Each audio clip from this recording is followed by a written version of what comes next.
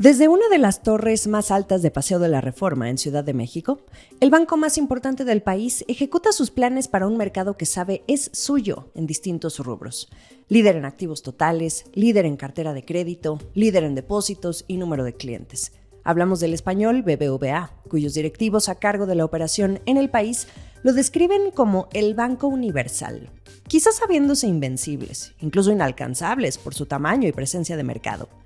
Desde esta posición, el banco se dispone a ejecutar su estrategia en el país para los próximos 3 años, en la que las pequeñas y medianas empresas se perfilan a tener todo el protagonismo. Más allá del cliente de todos los días, Eduardo Osuna, su director general, lo llama el mejor proyecto de inclusión financiera que le pueden dar a México. Suena bien, aunque también muy en línea con lo que la presidenta Claudia Sheinbaum les ha pedido a los hombres y mujeres del sector financiero desde su llegada al poder. Aunque no teme por la competencia, no baja la guardia frente a las fintech que obtienen licencia bancaria, ni tampoco frente a los bancos regionales o sectoriales. Ceder el liderato en el mercado mexicano no es opción, especialmente una vez que pase la tormenta de la revisión del Tratado Comercial de Norteamérica, del que creen se verá un mayor flujo de inversión. En este último episodio de la serie especial de la Estrategia del Día, Voces de la Bancaria, platicamos sobre esta apuesta, la situación económica, los jugadores y las inversiones. Eduardo Osuna, director general de BBVA México, gracias por conversar con nosotros. Un gusto, Jimena, tenerte aquí. Quiero comenzar preguntándote sobre tu visión de la economía mexicana, porque hace 4 meses tú decías que veías un panorama complicado para este 2026. Sin embargo, el banco acaba de mejorar sus pronósticos para este año de 1.2 a 1.8%. ¿Sigues pensando que será un año complicado? Bueno, complicado en el sentido que hay muchos temas que no se han resuelto, que hay incertidumbre en la renovación del Tratado de Comercio, todo esto que estamos viendo en la geopolítica de enero para acá, todo eso genera incertidumbre que tiene un impacto en la confianza de los inversionistas y por tanto pues no vemos o puede haber retrasos en la inversión. Ahora, dicho eso, acabamos de incrementar a 1.8 la proyección del 2026, pero sobre todo por lo que estamos viendo en la práctica. Tuvimos un muy buen cierre del 2025, es decir, la economía, el consumo estuvo muy bien en noviembre, diciembre, viene el arranque del año y luego con todos estos proyectos que anuncia el gobierno federal, que hemos estado muy de la mano platicando de algunos temas con ellos y platicando sobre todo con los posibles inversionistas, tanto de energía, constructores de carreteras y demás, para poder cuadrar y ver su apetito. Y entonces en función de eso es como estamos incrementando el pronóstico. Y no solamente eso, pensamos que puede ser un 1.8 con un sesgo a la alza, ¿no?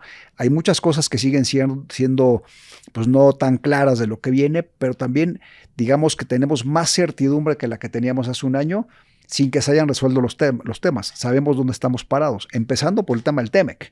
Yo creo que hay cosas bien interesantes que están ocurriendo que permiten pensar que estamos ya en una ruta de resolver la renegociación, que no será fácil, pero que terminaremos con un resultado positivo. Y hay datos concretos por los que estamos optimistas, ¿no? Primero, el optimismo no se refleja en el 1.8, el 1.8 refleja los modelos macroeconómicos, pero hay cosas interesantes. Primero, se confirmó durante los últimos 12 meses que México tiene una ventaja relativa arancelaria, pero no solamente eso. El 81% de nuestras exportaciones están siendo dentro del Tratado de Comercio. Antes, el volumen se daba, pero un porcentaje mucho menor no iba por el Tratado de Comercio, o sea, por las reglas de origen, porque pagabas 2.5 de arancel. Hoy que hay aranceles diferenciados, todo el mundo está documentando que sí cumple reglas de origen, que sí cumple tratado, y por eso el dato 81% que es muy positivo. Dato positivo, oye, se cayó la inversión el año pasado, casi el 8%, pero la inversión extranjera creció 10%. El volumen de parques industriales que se construyeron en el 2025 trae el mismo ritmo de crecimiento que traía antes del 2025 y el nivel de ocupación de los parques está en niveles pues, prácticamente estables, arriba del 95% de ocupación.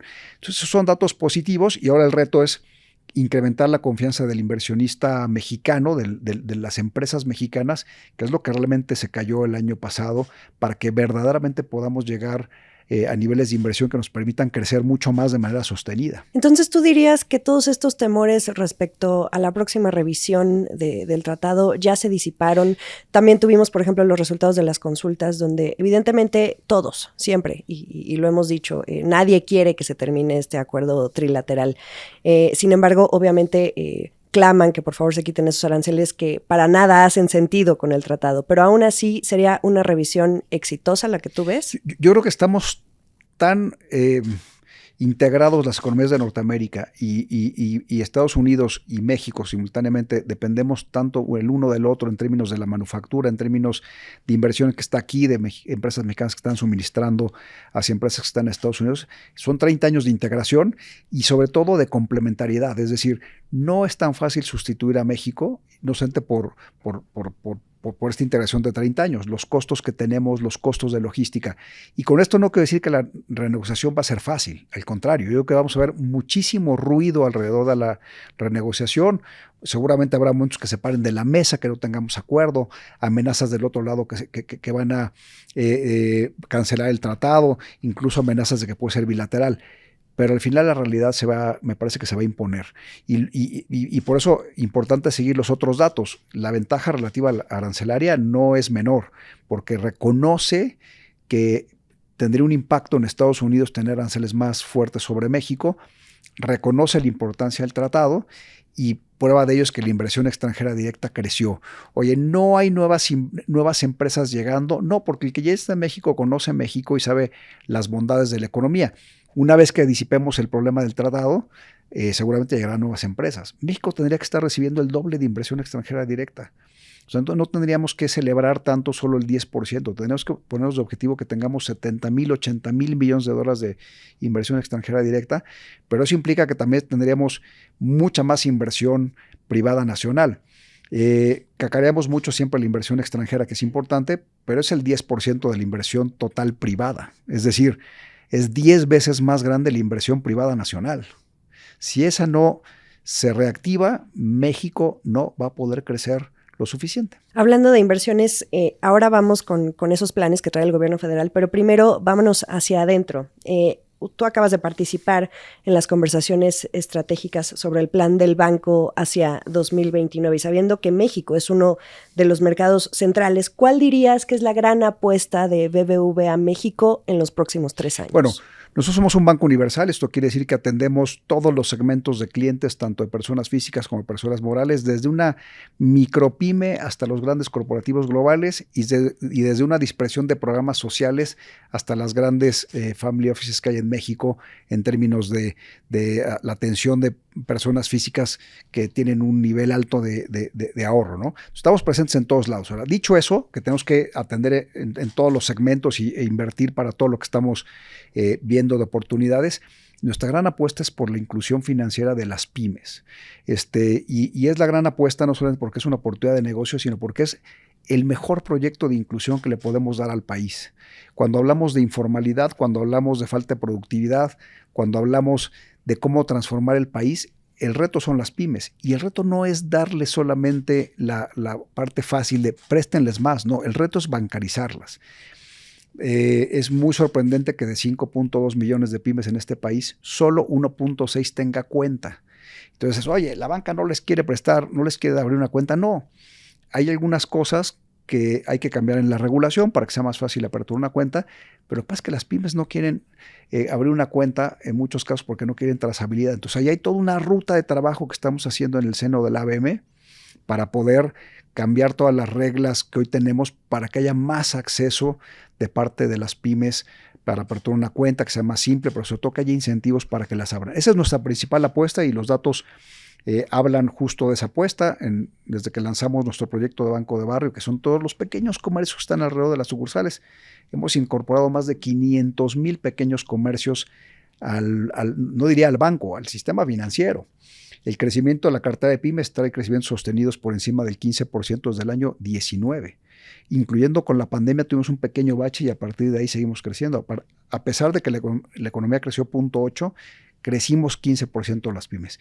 Y digamos, ese es como el reto de segmento, pero nuestro gran reto de largo plazo es lo que hicimos en los últimos 10 años con la nueva tecnología. Si los últimos 10 años, los últimos 13 años, hicimos una transformación muy importante de los procesos de los productos para disponibilizarlos en el mundo digital. Esa digitalización que ya hacemos o que ya ejecutamos es la base para incorporar inteligencia artificial de verdad en todo lo que estamos ejecutando de cara a los clientes para darles un mejor servicio. Esa es la siguiente oleada de transformación de este banco. ¿Y qué hay de los clientes minoristas, especialmente ahora que la competencia ya comienza a formalizarse en el sentido de que ya no hablamos de las fintech, que yo sé que ya seguramente ya te lo preguntaron hasta el cansancio, ¿no?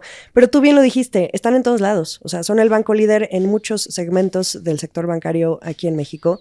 Y ahora que ya están obteniendo esas licencias bancarias, digamos que este enfoque en las pymes es como subir un escaloncito mientras igual conservan su mercado de clientes minoristas, pero también empieza a subir otro tipo de competidores. Es que primero, la gran apuesta es pymes porque hay una oportunidad y hay un cambio que podemos aportar estructuralmente para este país, pero nunca hemos dejado de apostar por las personas físicas.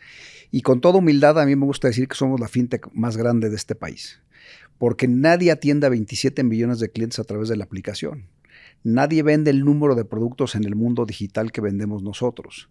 Nadie tiene 24 millones de clientes que pagan comisión cero transaccional en el mundo digital. Entonces, hemos hecho una estrategia no solamente de digitalización para que nuestros clientes adopten esos canales y que tengan mejor capacidad de tomar una decisión con la información que les damos, sino que además les simplificamos la vida a través del uso de la aplicación, y eso va a seguir siendo así. O sea, nuestra gran apuesta en la aplicación, en el uso de la inteligencia artificial, la vieron cuando lanzamos la nueva aplicación, que fue muy mediático, pero hoy 27 millones de clientes ya no tienen una aplicación. Hay 27 millones de aplicaciones distintas, una para cada cliente, que se irá personalizando conforme vaya avanzando el tiempo. Y entonces nuestra apuesta es cómo también te seguimos simplificando la vida. Ya lo hicimos con la aplicación, con todo lo que hicimos de digitalización, ahora con la inteligencia artificial. En la aplicación te voy recomendando, hoy haces tradicionalmente esta transacción y te la pongo disponibilizada, picas y te llevo a la transacción. Un solo clic. Entonces, primero yo celebro que muchos fintechs estén pidiendo licencias bancarias, porque eso es bueno para el usuario de estas empresas, porque la regulación los protege a ellos, y la regulación bancaria cuida el sistema financiero, y sobre todo, si tú ofreces un servicio que tiene ciertos riesgos, tienes que tener la misma regulación que la que tenemos el resto, ¿no?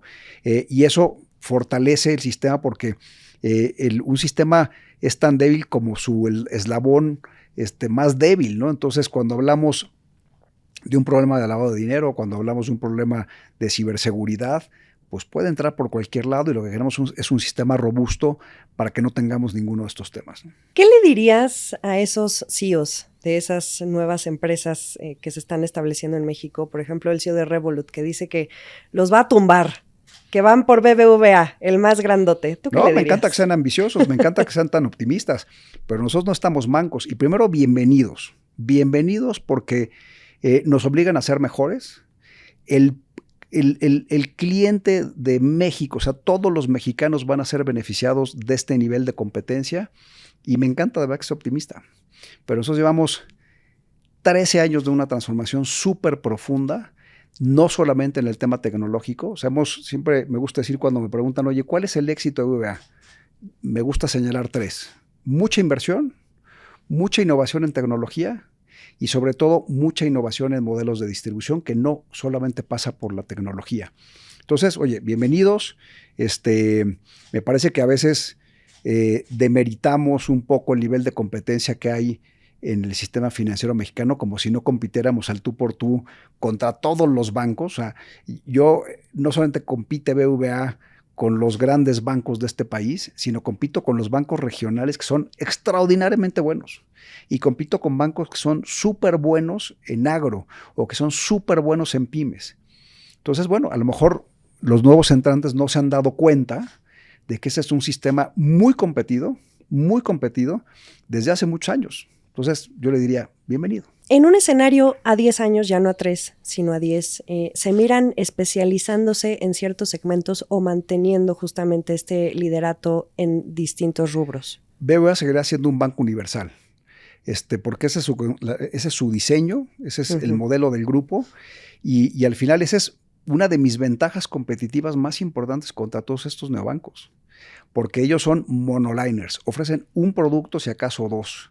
Y aquí encuentras toda la solución a tus necesidades, desde una cuenta muy básica hasta una tarjeta de crédito muy sofisticada, desde una inversión sencillita de un clic en tu celular hasta una inversión muy sofisticada en la banca patrimonial y privada. Te doy una cobertura con más de 14,000 cajeros automáticos a nivel nacional. Tengo más de 35,000 corresponsales. Entonces, nosotros seguiremos siendo un banco universal con muchas capacidades digitales. O sea, tenemos que ir borrando esta lógica de tú eres un banco tradicional o eres una fintech. Nosotros somos la fintech más grande de este país y todos los bancos se están aproximando al mundo digital, como todas las industrias, no solamente la banca. Todas las industrias tienen que transformarse digitalmente porque si no bajas tus costos unitarios, no vas a poder competir. Desde el banco, ustedes han hablado de la necesidad de las reglas claras. Bueno, no solo ustedes, también muchísimas empresas para impulsar precisamente la inversión que requiere el país. Y después de estos últimos proyectos presentados en febrero por el gobierno y la reunión que tuvieron incluso con la presidenta Sheinbaum, ¿ven mayor claridad o incluso ustedes ya están participando en el financiamiento de algún contrato mixto? A ver, yo diría que lo hablamos de que quieren reglas claras porque las inversiones que están haciendo cualquier jugador en casi cualquier industria es más allá de este sexenio. O sea, si tú hablas de una carretera, pues al menos 30 años. Si hablas de una planta de energía, pues entre 30 y 50. Entonces, son reglas que tienen que ser claras y que tienen que ser las mismas todo el tiempo, porque no solamente la inversión de esa empresa, o sea, la empresa que va a construir cualquiera de estos proyectos de infraestructura, sino además todos los inversionistas financieros que entran en estos proyectos. La banca es uno, las Afores son otras, fondos internacionales. Entonces, las reglas son claras porque te permite saber dónde vas a jugar, cuáles son las condiciones y por tanto te permite esperar ciertos niveles de rentabilidad y el riesgo que ocurre. Yo creo que la gran ventaja que estamos viendo, además del enorme diálogo que hemos tenido con esta administración, diría desde que arrancó, un altísimo nivel de diálogo para ver qué hacemos juntos y sobre todo porque los objetivos son comunes, que el país crezca más, que tenga más inversión.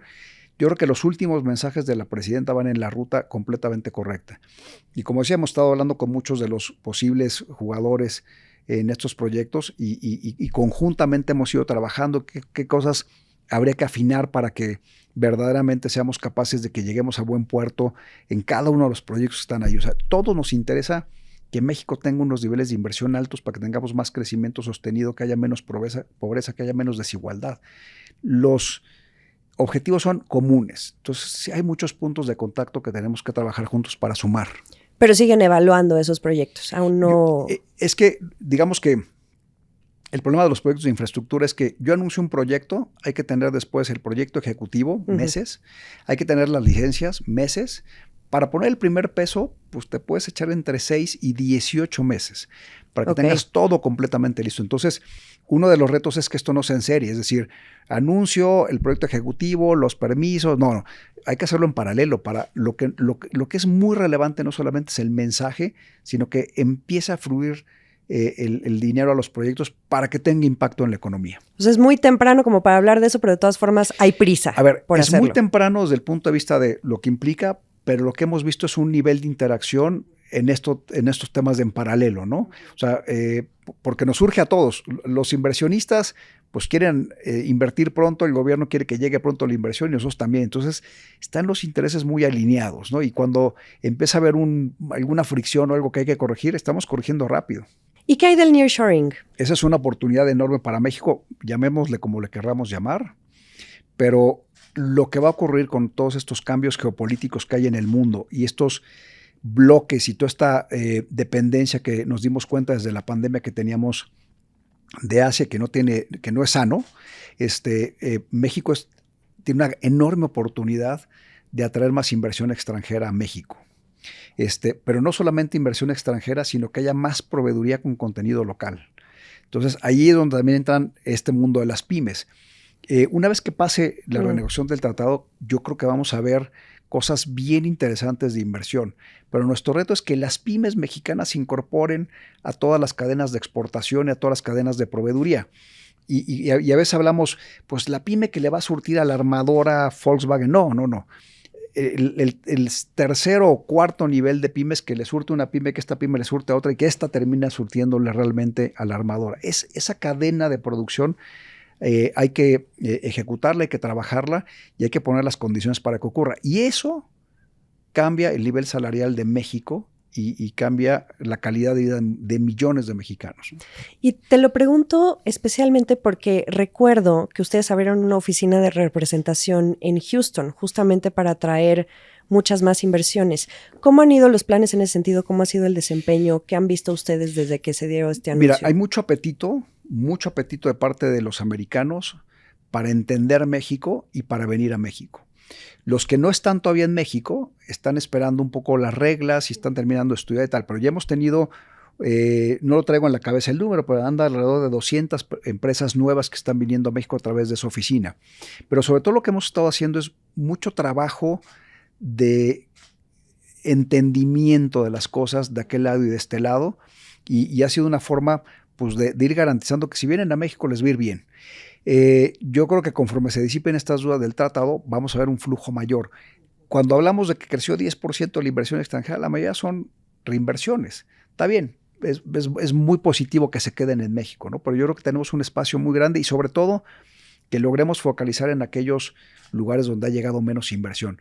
Hablábamos del 2% crecimiento y tal, sostenido en México. El problema es que es un promedio. O sea, hay estados que llevan creciendo sostenidamente 4, 5%, 3%, pero hay estados que llevan creciendo 1% con decrecimientos en algunas crisis, y entonces ahí es donde se genera la desigualdad. Tenemos un México muy desigual por regiones y hay que lograr que esa desigualdad se reduzca, ¿no? Yendo hacia el final de nuestra conversación, Eduardo, no podemos dejar de tocar el tema del lavado de dinero. Estamos ya casi a un año de que se cumple todo lo que sucedió con esos dos bancos y esa casa de bolsa que tuvieron un final desafortunado en medio de todo lo que ocurrió con el Departamento del Tesoro. A un año de distancia, casi, ¿cómo ves posicionado al sector financiero mexicano rumbo a la evaluación del Gafi? Bueno, yo diría primero que México cumple estándares de lavado de dinero bastante altos, o sea, porque este es un tema que hemos venido trabajando durante mucho tiempo con Estados Unidos, con el gobierno mexicano, entonces teníamos altos niveles de reglas y de cumplimiento. Pero dicho eso, siempre tienes que ir mucho más adelante que lo que ya haces porque también ahí hay innovación y también ahí hay nuevos mecanismos de lavado y demás. Y esto nos sirvió como una alerta y hemos revisado de la mano del gobierno mexicano los gaps que existen que tenemos que cerrar. Y ahí hay un trabajo que sigue, que estamos, de hecho ahora en la convención hay algunas reuniones que van a ser específicamente sobre esto, pero creo que es una alerta no solo para el sistema financiero mexicano, es una alerta para todas las industrias de este país. Y cuando hablamos del proyecto de digitalización de la economía, entre otras cosas es para combatir el lavado de dinero, para combatir la corrupción y que haya más seguridad en este país. Entonces hay muchas cosas que se van, que convergen en los mismos objetivos, ¿no? ¿Alguna medida nueva que ustedes en particular dentro de BBVA hayan implementado? Bueno, estamos reforzando los monitoreos. Cuando hablamos de uso de tecnología y uso de inteligencia artificial, también le estamos aplicando en prevención de lavado de dinero. Cuando hablamos de esto es modelos que autoprenden de transacciones que no son usuales, que empiezas a ver redes que hoy puedes detectar casi en línea redes que te pueden estar haciendo para incorporar recursos en algún lado. Entonces podemos cachar una transacción que entra por Tijuana y que quieren dispersar en algún otro lugar. Y eso estamos hablando de microsegundos, que es inusual y entonces la paramos, ¿no? Entonces toda esa tecnología también nos va a ayudar y creo que cuando hablábamos de la regulación simétrica, en todas las cosas es porque necesitamos que todos estemos cumpliendo lo mismo, ¿no? Corrígeme si me equivoco, tú llegaste al banco, a la dirección general en 2015. 2015. O sea, este año ya vas a cumplir 11 años. ¿Qué sigue para ti dentro del banco? ¿Te mantienes en la posición? ¿Aspiras incluso algún día a la presidencia del consejo? Bueno, yo aspiro a seguir haciendo un buen trabajo en el banco, o sea, seguir construyendo equipos y que el banco avance, porque en la medida que el banco avanza con el peso que tiene en la economía, pues tiene un impacto positivo en la economía y en México. Y como siempre digo, al final esto lo vas construyendo día con día y enfocado en lo que me toca hacer hoy, porque hay muchas cosas que no están en mi control, entre ellas cuál es mi siguiente posición, ¿no? Entonces yo hoy me toca estar aquí, me toca ejecutar todos los días, hay que vender todos los días un número importante de tarjetas, de aperturar unas cuentas, de dar hipotecas, de atender clientes. Entonces eso me mantiene ocupado y es mejor no pensar tanto en el futuro. ¿Qué tal en el pronóstico del Mundial? ¿Quién lo va a ganar?